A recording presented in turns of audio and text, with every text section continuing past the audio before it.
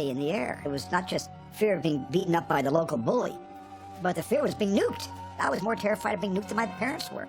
My parents couldn't imagine that an intelligent nation like Russia would ever push a button on us, nor would we on them. But we almost pushed the button on each other during the Cuban Missile Crisis. My parents went to a party the day the crisis reached that critical.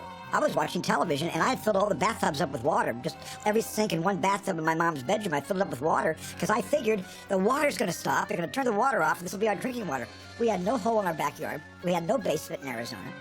But I was prepared for Armageddon. I was absolutely prepared for that. And these movies in the 1950s and early 60s played on those fears. And these movies were all metaphors for those fears.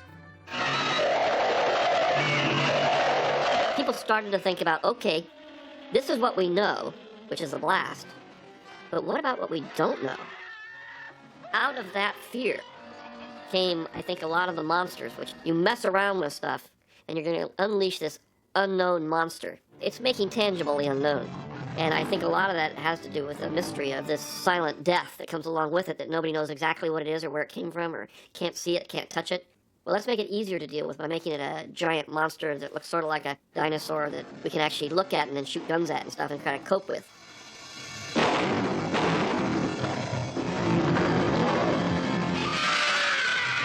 There was a whole string of movies that came out where the smallest creatures that we just step on our way to school turned out to be mutant giants that wound up stepping on us. Wait a minute. What are you doing out here, honey? Honey. What's your name? That little girl they find wandering the desert, and she's just absolutely in shock, in a complete state of shock, and they try to get her to speak, and she won't, and finally she hears that really great sound effect that the ants made. It was from a distance, that kind of chirp, that constant, and she just looks almost into the camera. I was never frightened. I was curious, and I would be looking at the screen thinking, how do they do that? How do they make that this big? I believed the ants in them. I mean, I knew there was a suspension of disbelief that kind of said these are kind of corny big things, but at the same time, they were scary enough to where I believed they were what they were. And Edmund Gwenn came on the screen. I said, oh my God, there's Santa Claus. That's Kris Kringle. Oh my goodness, Miracle on 34th Street. I was like, I couldn't believe he was in the science fiction movie. Get the antennae! Get the antennae! And so he brought credibility to the role because of the earlier picture he made. Get the other antenna! Get the other antenna! He's helpless without the... He was also the one that preached the gospel and gave the dire warnings to mankind and pointed his finger at mankind and said, we made this happen. We created this. We did this to ourselves. Species appears to be Camponotus vaginus. One of the family Formicidae. An ant. An ant. I don't believe it. It's not possible. And this is what got Ed Blackburn and Gramps Johnson an arrest? Yes. A fantastic mutation. Probably caused by lingering radiation from the first atomic bomb. All these movies had some brainiac basically at some point or another saying, you know, we only have ourselves to blame for this. Unless these queens are located and destroyed before they've established thriving colonies and can produce, heaven alone knows how many more queen ants, man, as the dominant species of life on Earth, will probably be extinct within a year, Doctor. In the 50s, coming out of World War II, where every other guy walking around the street was a war hero for simply having survived the greatest action against evil that we could remember, you've got this lingering sense that the military saved us, that they're good guys, that they represent the best of us. And as the alien invaders, sometimes abetted by the scientists, sometimes created by the scientists, come in, it was always the guys with the tanks and the Tommy guns. The end of them, they're running around the sewers of Los Angeles with Tommy guns, shooting it out with the giant ants. Ants are good because it's a known quantity. As long as you make it reasonably credible. I mean, everybody knows what an ant looks like, and everybody knows what an ant would look like if it were big. So if you make it look reasonably like an ant, you're okay. When you get into aliens or monsters and everything, then there is an aesthetic question of, is this a good enough monster to be what it's supposed to be? Are we getting our monster's worth out of it? Here, the perfect fit. This will give you the full effect. You see? Lots of character in the tail, plenty of fright. Need a little puffing up, but it'll be all right. Of course, you gotta visualize it in the lights. You gotta use your imagination. Shoulder pads. Straighten it right out. This'll give you the effect. It'll be good. The secret is to not show the monster. the anticipation is greater than the reality, no matter what it is.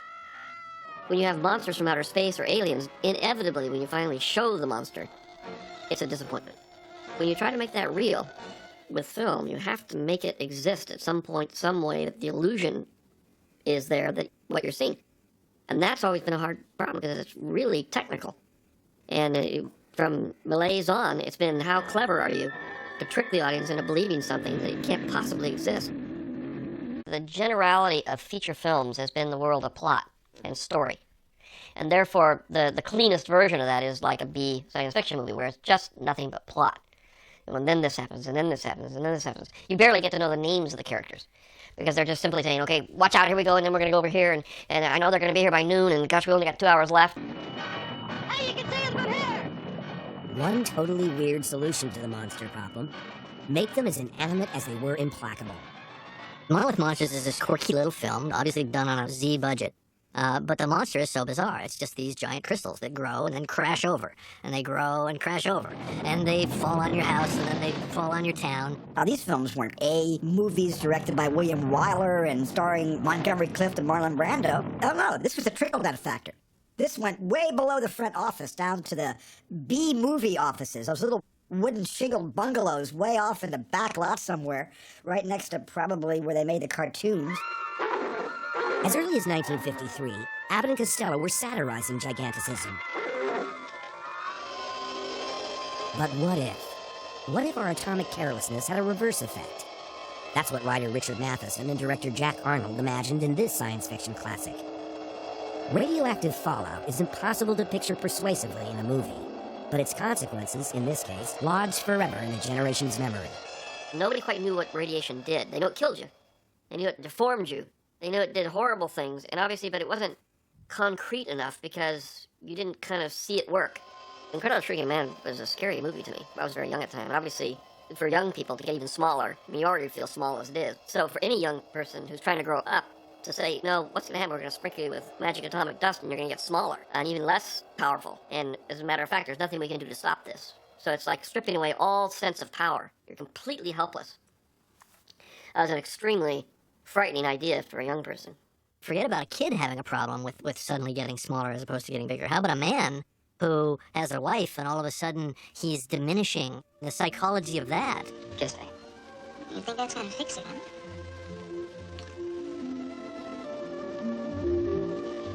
You didn't have to stretch.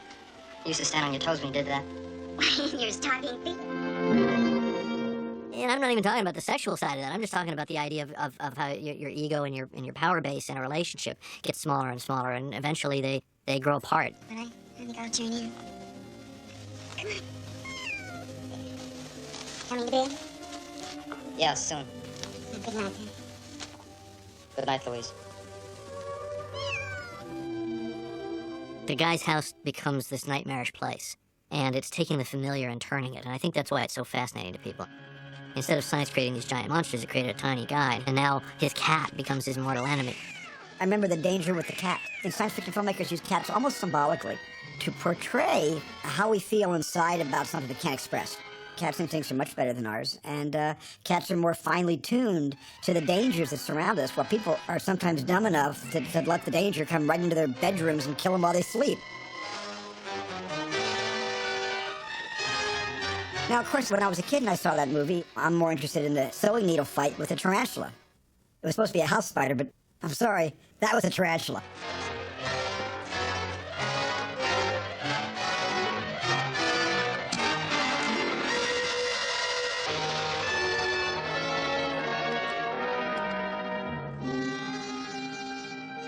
That film had the advantage of character. It's basically just about him. So you're really empathizing with him and his struggle. Sort of sad and pathetic movie.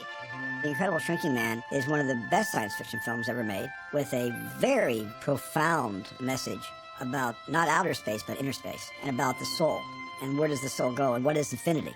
Is infinity out there, or is infinity in here? There's an aspect of science fiction that has always dealt with human psychology, the nature of who and what we are. Within our fuel range are the planets Venus and Mars. One of these should be our destination. Each of you gentlemen have before you a sheet of paper on which you will write the choice of your destination and a brief explanation of why you've chosen this particular planet. Who knew the space race began with an essay test? Colonel Bright Eyes, your ship is fuel. Check-off list completed. Do you need any help? No, thank you, Major. I'm perfectly capable of getting into the rocket myself. 50s sci-fi might aim at the stars, but the dialogue often remained earthbound.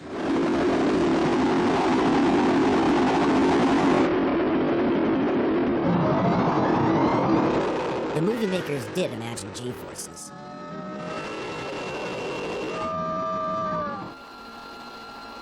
As the imaginary astronauts left Earth behind, they were always on the alert for other dangers both science fiction and science fact had predicted. Meteor showers were a standard menace.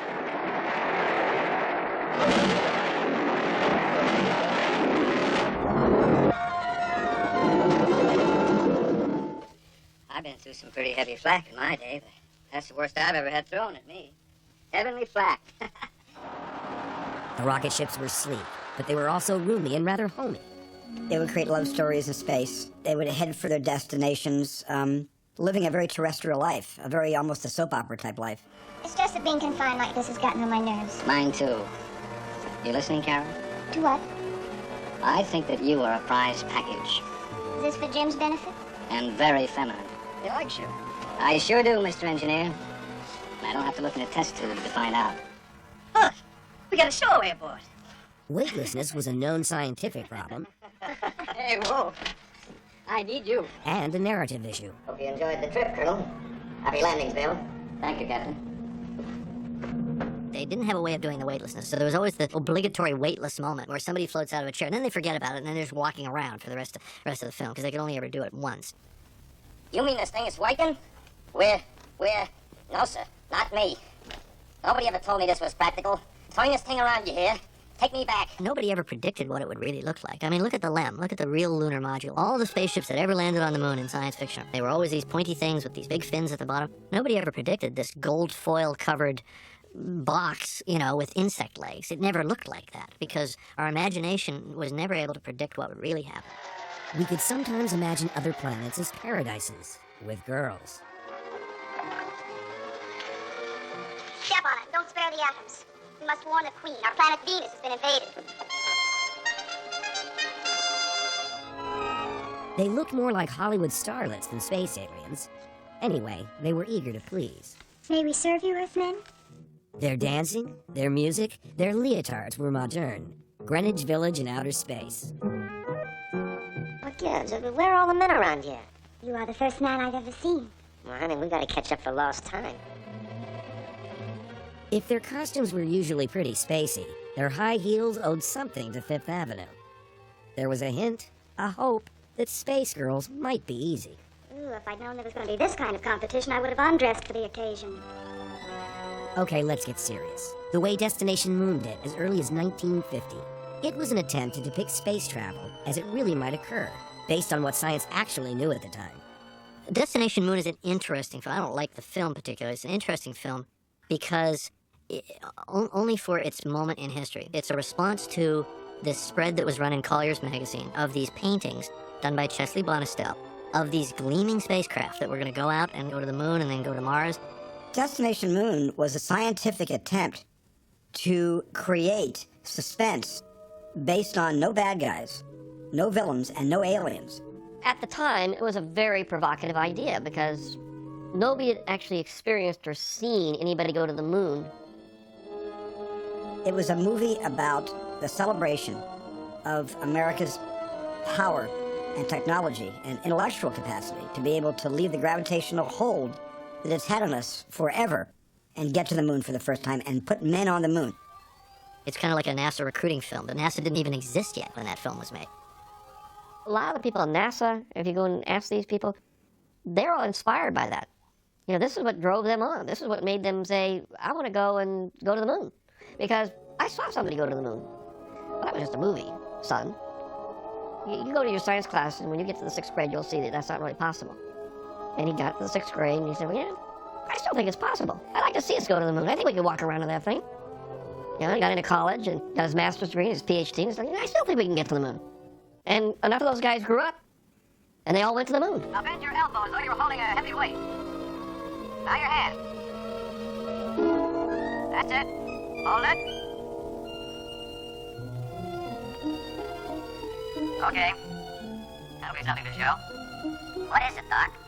You and the Earth. Holding it up like a modern atlas. There hadn't been a movie as researched and interesting to me without aliens and UFOs and Earth versus the flying saucers until 2001: A Space Odyssey. I actually feel the Destination Moon is the father of 2001. Although I never could get Stanley to admit that he ever saw it. Rocket Ship XM was a B picture designed to do one thing: beat Destination Moon into theaters. It did. And in its crummy little way, it offered a much darker message. And Rocket Ship XM is almost the anodyne to Destination Moon. It was a cautionary story about how you're not going to be able to control this technology. They find this Martian civilization that was destroyed by its own technology, and our technology will fail. Pride in our technology, hubris of a kind, sometimes precedes a tragic fall. How are we doing? Not so good. Well, what's the matter? Everything's worked out so far, right in the nose. We haven't got enough fuel for landing. The end of Rocket Ship XM is a view of the Earth filling the viewport as they crash, as they all die. I'm not afraid anymore. Something happened like a great wave carrying us out, bearing us, protecting us. Their last desperate hope is for transcendence. It's a pretty dark ending, where they're trying to say there will be no exploration without sacrifice. That's something that we're wrestling with right now. We just saw the Columbia disintegrate on entry a couple of years ago. No, gentlemen. The flight of the RXM was not a failure. Tomorrow we start construction of RXM-2. All science fiction is this kind of dualistic dance, love-hate relationship with technology. We love it. We have these great machines, these giant star cruisers, but we also build Death Stars that can destroy us. You know, the nuclear bomb can destroy us, but a nuclear-powered spaceship can take us to the stars. Forbidden Planet is an amazing film. It was amazing as a technical accomplishment in its day, just for its scope, just for the scale of its imagination. Every good science fiction film must at least touch the dark side. The film had a great model. It is to some degree a version of Shakespeare's The Tempest. Some of the best science fiction is about, touches on this idea of the great mysteries, the great enigmas, the things that we struggle to understand about ourselves, about our mortality, about our place in the universe. Are we alone in a vast empty universe? Is it populated by other people? Are there soulmates for us out there? Are there enemies out there? The questions that can't be answered, because we're a curious species. We're these curious apes. DC set and punched on, Skipper. All right, attention. Captain and crew. All hands square away to decelerate. Ship's beeper will, as usual, sound 10 times after lights dim. Come on, Doc. DC, bosun. Aye, aye, sir. DC station. On the double. Want to bounce through this one? Forbidden Planet also predicted a portion of science fiction's future. The design of the spacecraft and some of its most imaginative technology obviously inspired the look of Star Trek when it came to television a few years later. At its core is this idea that we are the monsters, that we go out to the alien reaches of the universe and we confront ourselves. In Forbidden Planet, which I saw in the theater when it was in first run, and I remember seeing it and not understanding it the first time I saw it. Coffee is ready, sir. Gentlemen. Forbidden Planet, I remember being beautifully designed in its own 50s way. Could have been Frank Sinatra's living room in Las Vegas, right? The Walter Pidgeon character protecting his daughter Anne Francis from the male hormones. Alta. Alta, I specifically asked you not to join us for lunch. Father, lunch is over. I'm sure you never said a word about not coming in for coffee. Well, did you or did you? She was hot. I mean, Anne Francis, my God. I mean, I was a kid when I saw that movie, and I wanted to be my babysitter. Morning! Alta was like the native women encountered in Earthbound exploration movies. A wise innocent. Come on in. Didn't bring my bathing suit. What's a bathing suit?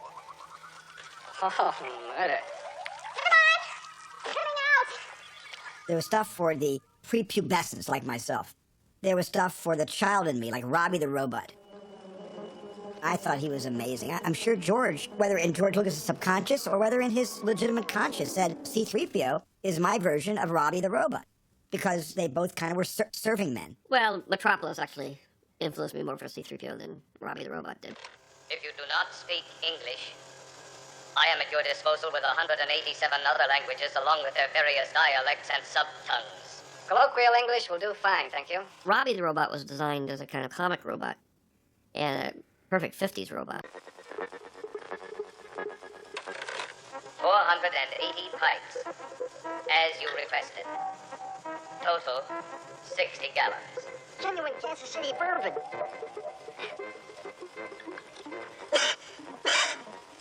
It's smooth, too.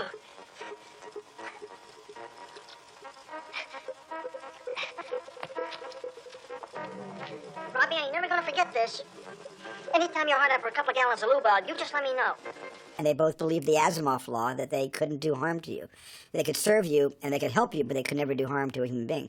That was great stuff. So there were huge high points in Forbidden Planet for me. Aim right between the eyes.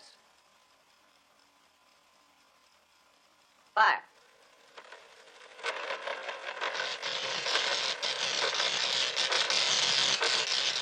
You see, he's helpless. Locked in a sub-electronic dilemma between my direct orders and his basic inhibitions against harming rational beings. Cancelled. If I were to allow that to continue, he would blow every circuit in his body. Oh, you know the other good thing about that movie? The brain test. Now, Doctor, you can read it here. Oh, there's something wrong here. I have an IQ of 161, yet I don't register a third what you did. Now the commander.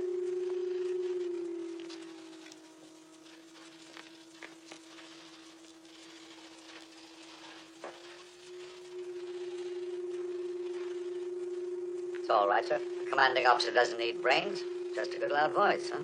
They put these little earmuffs on to see if they could raise the bar on themselves, to see what they could. I thought, and Leslie Nielsen, our hero, our handsome hero, couldn't get it up very high. I mean, it basically was about getting it up. How high can you get up on that bar? Walter Pidgeon, he could really get it up. He was in the red zone. Like Shakespeare's Prospero, Morbius had devoted himself to deciphering the magical secrets of a lost, and in this case, technologically superior civilization, that of the Krell. He can't imagine that what destroyed them was something like original sin, the evil side of their natures. In his pride, he doesn't know that he too has a dark side. What were they like? No record of their physical nature has survived, except perhaps in the form of this characteristic arch. I suggest you consider it in comparison to one of our functionally designed human doorways. I was deeply, deeply, deeply disappointed that I didn't get to see the aliens that needed a triangular doorway to fit through. Just the suggestion of that doorway that the Krell built for themselves offered all sorts of images in my imagination about what they must have looked like. But I kept waiting. Okay, now show me a Krell. I want to see something that needs a triangle to get through, not a square, not a rectangle. And they never show you the Krell. What they showed instead was this more shadowy, less defined monster. And at the end of the picture, I remember thinking the film sucked. Not anymore, but then, because I was let down. I kept waiting for the big third act payoff for the Krell attack. And even though I was kind of satiated a little bit by the big creature, some Disney animators actually animated for MGM that particular creature. It was a kind of a nice thing where Disney loans out their animators to do one effect sequence on a competitor's movie. The monster is a projection of Morbius's unconscious. It's his defense against anyone who would challenge his powers. To borrow a phrase, the sleep of reason brings forth monsters. I never heard the concept of the id. I didn't know what that was. I expected the id to show up in the third act and scare me. And when the id didn't make an appearance and wasn't hairy and had 5 eyes and a bunch of claws, I was let down. What is the id? It's an obsolete term. I'm afraid once used to describe the elementary basis of the subconscious mind. Here you had this shining civilization, the Krell, who had created wonders, and who thought they had evolved beyond their animal selves. Much as we believe this fantasy that we have evolved beyond our animal selves, in fact we haven't, and all of those demons are still inside us, only suppressed. Guilty! My evil self is at that door, and I have no power to stop it! Walter Pidgeon becomes a tragic figure at the end of Forbidden Planet because he possesses too much knowledge, and his entire struggle is between heart and knowledge. Stop! No further! I deny you! I give you up!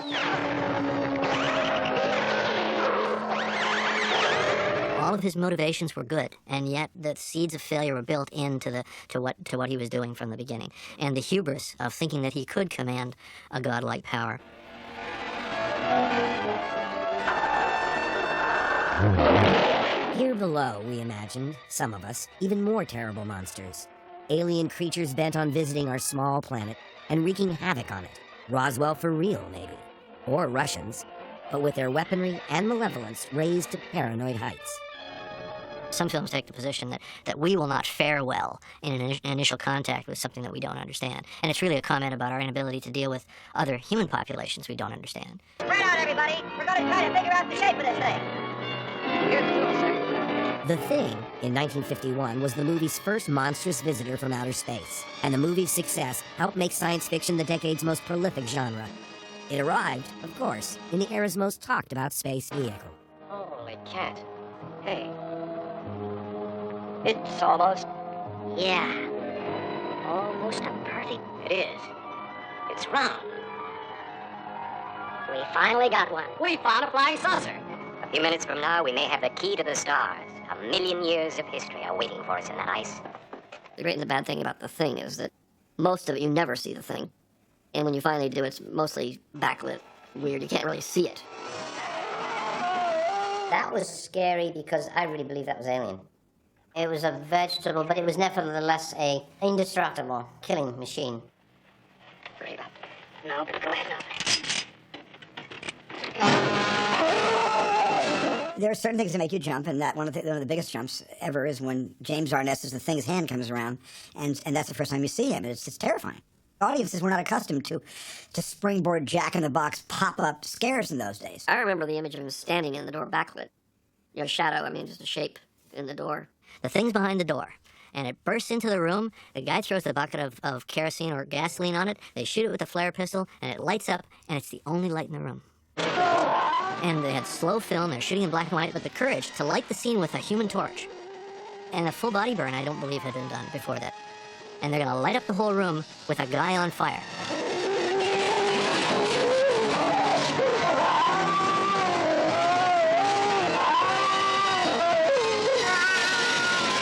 The military characters are the heroes, the scientists are the bad guys. The scientists are the guys who are lured as a moth to a flame to the forbidden knowledge. And they're trying to seek something, and it just compromises everybody. Listen, I'm your friend. Look, I have no weapons. I'm your friend. You're wiser than I. You must understand what I'm trying to tell you. Don't go any farther. They'll kill you. They think you mean to harm us all. But I want to know you, to help you. Believe that. You're wiser than anything on Earth. Use that intelligence. Look at me and know what I'm trying to tell you. I'm not your enemy. I'm a scientist. I'm a scientist who's trying. I think when they first give it to The Thing with all the electricity, it creates an image. It's what cinema's always about. If you can walk out of a movie with one indelible image, that movie will live forever. And I think The Thing lives forever because of the image of Arness being zapped in two directions by the electricity. And that, to me, is the emblem of The Thing. I'll never forget that. I thought The Day the Earth Stood Still was kind of very interesting. First time the idea of science fiction kind of hit me. Interesting context, was about something. The effects of the ship coming across the city didn't have those funny old jagged lines, and they didn't move in a funny fashion, and that's why I started to buy into it, and it just impressed me. The director managed to capture the idea of the importance of what if we have a visitor from elsewhere.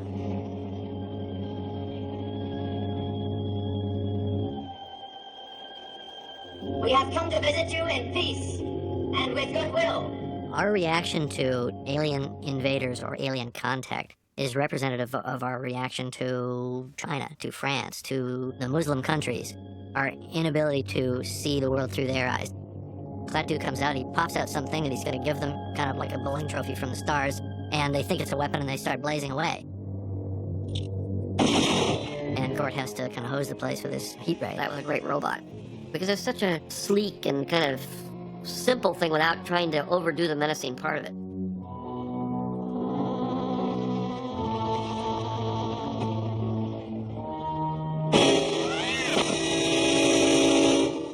Michael Rennie was always one of those great chiseled faces that would work well on screen, but also, even more so, he was excellently chosen as an extraterrestrial. I will not speak with any one nation or group of nations. I don't intend to add my contribution to your childish jealousies and suspicions. Our problems are very complex, Latu. You mustn't judge us too harshly. I can judge only by what I see. Your impatience is quite understandable. I'm impatient with stupidity. He befriends a young boy who befriends him.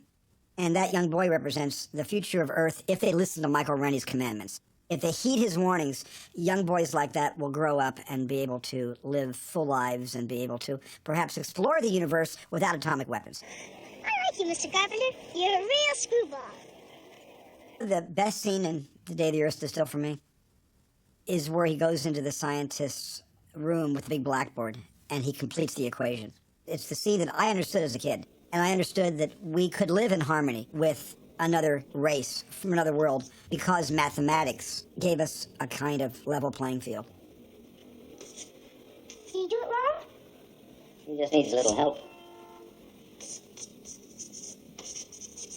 That was a picture with a very strong and powerful message that they will not let us continue to experiment with atomic bombs. So long as you were limited to fighting among yourselves with your primitive tanks and aircraft, we were unconcerned.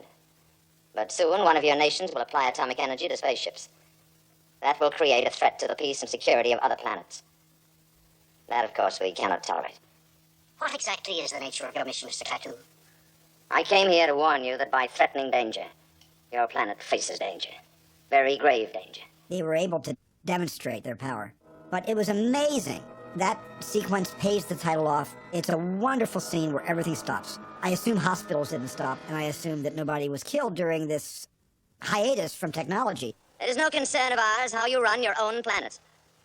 But if you threaten to extend your violence, this Earth of yours will be reduced to a burned-out cinder. Your choice is simple. Join us and live in peace, or pursue your present course and face obliteration. We shall be waiting for your answer. The decision rests with you. My dad was an amateur astronomer, and when I looked through the telescope that, by the way, he made for me with his own hands, for the first time I looked at Mars, and the first time I saw Jupiter, and the first time I actually was able to perceive the slight hazy rings of Saturn, I didn't imagine being attacked by those wonders of the universe. For me, it was a journey into discovery. I didn't feel anxious. I didn't feel a threat from up there. Mars. They'll be leaving day after tomorrow. I wonder if they'll make it. And what they'll find if they do. Life, maybe. Life of some sort. I know enough about astronomy, I know enough about the scale of the universe, so that the Drake equation, the way in which life seems to inhabit every niche, no matter how hostile that we know about it. It's almost inconceivable that there isn't life throughout the galaxy and throughout the universe. Of course there's life in outer space. I mean, you'd have to be nuts not to think there was life in outer space. What that life is, God knows.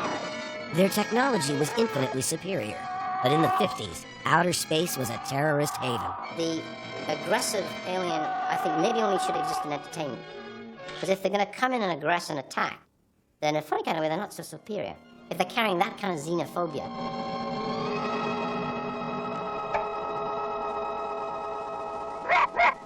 Just because somebody drives a spaceship doesn't mean they're necessarily smarter than me. Somebody somewhere has more technology than we do, which is different. Who do we send into space? Fighter pilots. We send tough people that can handle the situation. They're going to be survivors, right? So if this guy is a solo pilot from another star system, he's going to survive. We have no idea who we might meet first. It might be a conquering race, or it might be an angelic race that's here to help us.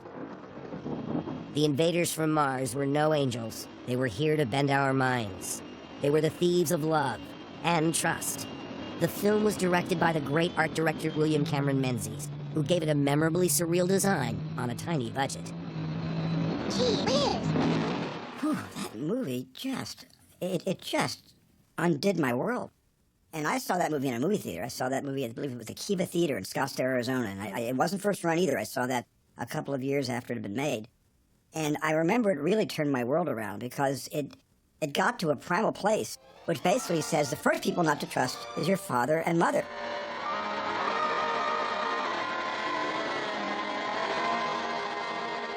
What is the deep-seated psychological fear that's happening here?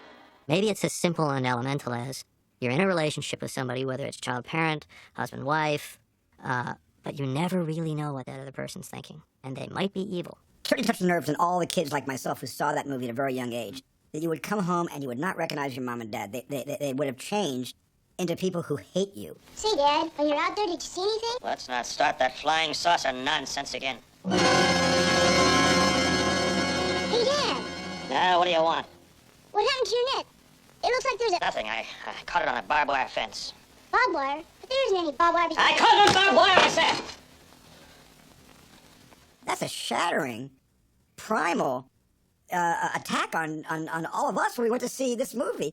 But I saw the movie 5 times because I kept expecting the parents not to turn against the kid. Somehow, when I was like 11 or 10 years old and I saw that movie, I thought, well, maybe the 4th time I see it, the parents will be nice. I was like thinking that maybe film is like that. Film, isn't a set story locked in cement, but it can actually change. The director was at the top of his form in this sequence. Gotta see the chief right away. The chief, huh? Must be very important. I think Menzies gave himself the license to do some very Bertolt Brechtian sets because it was a dream. And only he knew that. The audience didn't know that. It's you wouldn't believe me, and Well, what makes you think the chief will? What's the trouble, Mac? Finley, come in here. Forget about the bad costumes. Forget about the fact that the mutants, as they called them, had zippers up the back of their velour suits. How is this film working on a kind of a metaphorical level? And why does it have the power that it does? It was a metaphor for parents who are out of control because of alcoholism or disintegrating relationship or whatever. And how terrifying that would look to a child where all of a sudden their parents turn into alien monsters. What really unseats you as a child when you see that movie, at the very end, it's all a dream. It's all a dream. He wakes up and his mom's normal and his dad's normal, and they don't believe him. But then what happens in the last scene? It all happens over and over again. gee whiz. I think that movie is the Groundhog Day of science fiction. He'll just go through the whole loop, and then he'll wake up, and then he'll go through the whole loop, and he'll wake up. It'll be a never-ending mirror tunnel of nightmare. Hey, look up there. In classic sci-fi, the innocence of children often saved the world. They had the purity of vision adults lacked. In Jack Arnold's The Space Children, only the kids can hear and heed the growing brain from outer space. It's sending roughly the same message Klaatu did. You knew it would be here. Did it tell you? Yes. I don't have a complete memory of the story of Space Children, but I just have a couple of key images. One is of this giant glowing brain in a cave, which seems to be calling children everywhere like the Pied Piper to gather around and listen to its message. And I remember seeing that movie and thinking, wow, isn't it interesting? The kids know something that the parents do not. And that's where the empowerment of children works its magic, at least it did on me. Because the parents were unaware of a secret the kids held as a group. Not an individual child, but there was a group secret, and that was important. Jack never thought he was making a B movie. None of these filmmakers ever thought they were being lowbrow in their choices, in their career choices. They thought they were making statements, and they thought it was a pleasure for the audience. They wanted to scare the crap out of the audience, but they also wanted to say something. All science fiction ends with a message. The children of rocket scientists, these kids sabotage the grown-ups' ICBM. In their minds, the moral issue is clear. In the minds of the soldiers and scientists, it never occurs. You would just think that if our parents are going to destroy the world, children would never do that, because we really have all of the tools of tolerance and kind of like global understanding, and that's why we, the children, need to be empowered to tell the parents what they need to know to protect all of us, as a whole. And that's what that movie kind of was saying at the end. 4, 3, 2, 1, fire!